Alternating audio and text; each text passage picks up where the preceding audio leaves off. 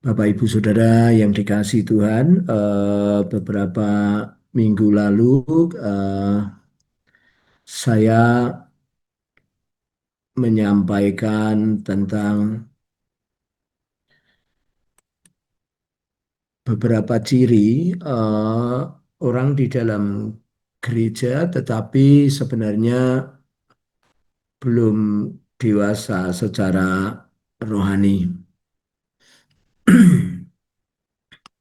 Nah, ini kali ini eh, tema yang saya ambil adalah menggembalakan atau misi penggembalaan.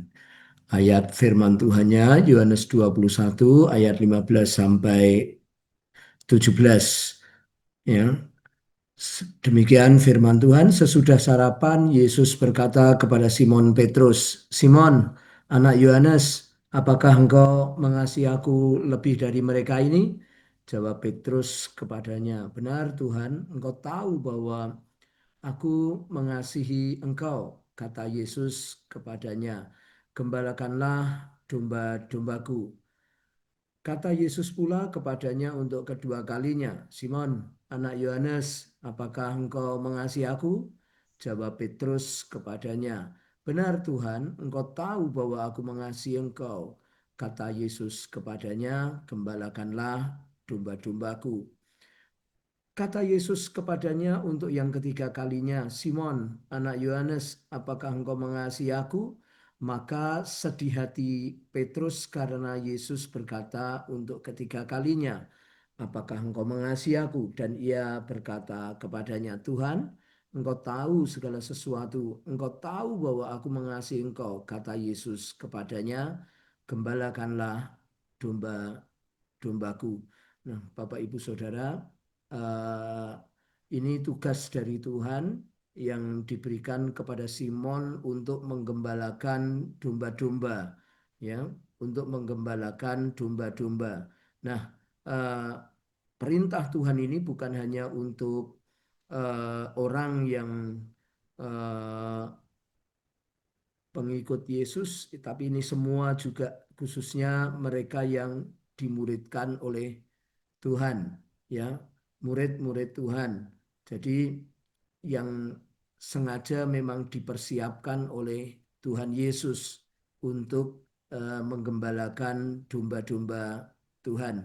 Nah, mari kita lihat dasar firman Tuhan, saudara-saudara.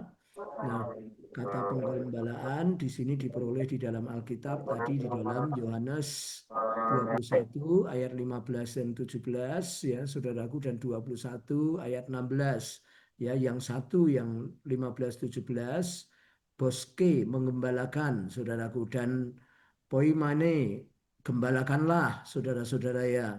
Nah, kata boske adalah kalimat imperatif, kalimat perintah yang berasal dari kata kerja Bosco. Maka itu ada sekolah namanya Don Bosco. Ya, saudara-saudara, secara hurufiah merawat dan memelihara dan memperhatikan kawanan domba yang sedang makan rumput. Merawat dan memeliharakan, memperhatikan kawanan domba yang sedang merumput. Sedangkan kata poimane adalah kalimat imperatif juga yang berasal dari kata kerja poimano. Artinya secara hurufiah memberi makan kepada kumpulan domba. Jadi yang satu merawat dan memelihara dan memperhatikan kawanan domba yang sedang makan rumput, dan yang satu memberi makan kepada kumpulan domba. Ya, yang satu sedang makan, bisa makan, saudara-saudara, dan yang satu adalah kumpulan para domba yang harus diberi makan. Yang satu sudah bisa makan sendiri, dan yang dua kita yang memberi makan. Jadi misi penggembalaan adalah suatu pelayanan misi yang sangat alkitabiah, yang berdasarkan Alkitab, mengandung suatu perintah Tuhan Yesus untuk dilaksanakan dari masa ke masa. Saudara, bukan hanya dari dahulu ya. Sekarang juga kita harus melakukan. Nah, definisi ini, misi pengembalaan ini dalam hal ini adalah usaha melaksanakan amanat agung Kristus melalui pelayanan terhadap warga suatu gereja, melalui ya, Jadi pelayanan bagi warga suatu gereja lokal agar mereka dapat berpartisipasi dalam melaksanakan amanat agung. Ini disebut juga oleh Peter Wegner dan Pak Susilo adalah eh, namanya modality. Jadi jemaat yang biasa di dalam gereja diubah menjadi ikut melaksanakan amanat agung ya. Saudara-saudara Pak Peter Wegner dan Pak Susilo menyebutnya modalitas. Ya. Dalam definisi tersebut terdapat kesimpulan sebagai berikut. Usaha melaksanakan amanat agung Kristus melalui pelayanan terhadap warga suatu gereja agar mereka dapat berpartisipasi dalam melaksanakan amanat agung Kristus. Usaha melaksanakan amanat agung Kristus adalah usaha melakukan perintah Tuhan Yesus seperti apa yang tertulis dalam Matius 28 ayat 19-20. Jadi kita mendapatkan pengertian bahwa kita sebagai gembala, orang yang menggembalakan, baik itu menggembalakan kelompok PA, kelompok sel, persekutuan, ataupun satelit, Bapak Ibu Saudara punya pengertian bahwa bukan hanya kita menggembalakan supaya mereka hidup mereka baik berubah, tetapi mereka juga harus terlibat di dalam misi Tuhan, terlibat di dalam melaksanakan amanat agung Tuhan. Nah, tujuan Tuhan Yesus demikian juga memuridkan, menggembalakan Petrus dan teman-teman, 12 murid Tuhan Yesus, 70 murid Tuhan Yesus. Mereka digembalakan supaya mereka diutus, supaya mereka terlibat di dalam amanat agung Tuhan Yesus. Nah, beberapa waktu lalu saya menyampaikan tentang ciri-ciri orang-orang yang di dalam gereja, mereka datang ke ibadah, tapi mereka masih dalam kondisi eh, belum dewasa, ya, saudara-saudara. Nah, saya memberitahukan 2 minggu lalu kepada eh, Bapak Ibu Saudara semua untuk melihat di Lukas 15 ayat ke-28 dan 31.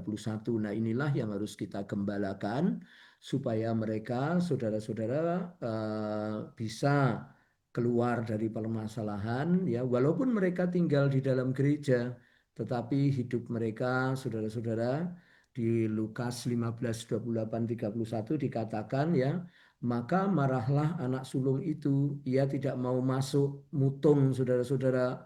Lalu ayahnya keluar dan berbicara dengan dia ya.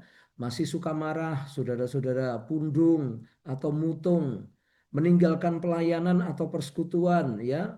Bapaknya mesti harus masih visitasi, masih harus dikunjungi. Dia tidak dapat mengunjungi orang lain, dia tidak dapat membawa orang lain, saudara-saudara, melaksanakan misi kita satu, dia tapi masih butuh divisitasi, ya, saudara-saudara. Alkitab mengatakan maka marahlah anak sulung itu dan ia tidak mau masuk. Lalu ayahnya keluar dan berbicara dengan dia. Jadi gembalanya mesti keluar dan memvisitasi ya supaya dia kembali ke gereja. Dia belum bisa melaksanakan misi-misi kita, saudara, yang visi kita ya. Yang kedua, saudara-saudara, ya, dia menjawab ayahnya, kata firman Tuhan ya. Dia masih menghakimi, menyalahkan ayahnya, menyalahkan orang lain. Berbantah, saudara-saudara. Dia masih berbantah-bantah. Dia masih menyalah-nyalahkan orang ya.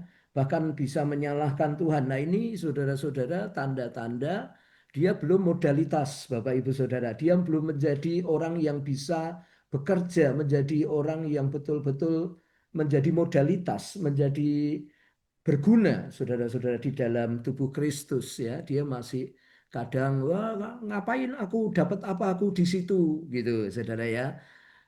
Aku dapat apa di situ, atau misalkan dia mengkritik, saudara, wah, gereja nanti kita dimintai perpuluhan gitu ya, saudara-saudara.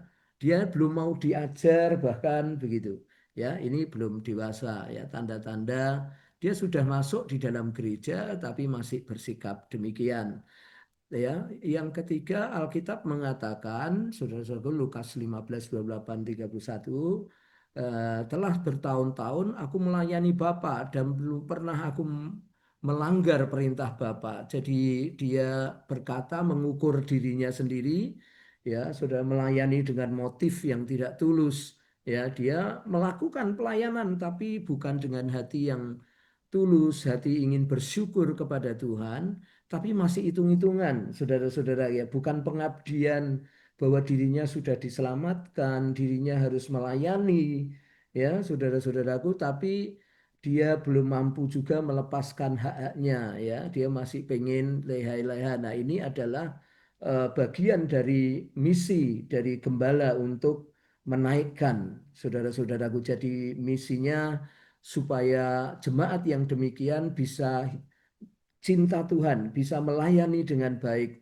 ya, walaupun dia mungkin sudah 5 tahun, 7 tahun di dalam pelayanan, tapi masih demikian. Gembala harus mengubahnya menjadi modalitas di dalam Tuhan, saudara-saudara, ya.